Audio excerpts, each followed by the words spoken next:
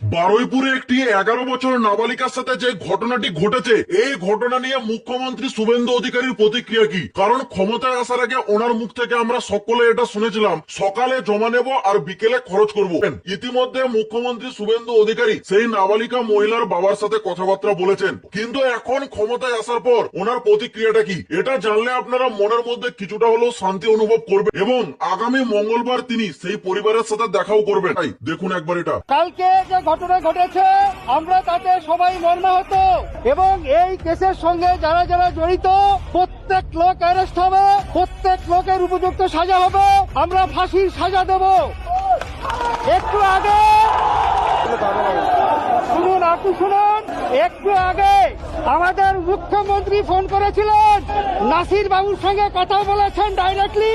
উনি কথা দিয়েছেন এই কেসের সঙ্গে যারা যারা জড়িত কাউকে ছাড়া হবে না এবং আপনাদের আমি কথা দিয়ে যাচ্ছি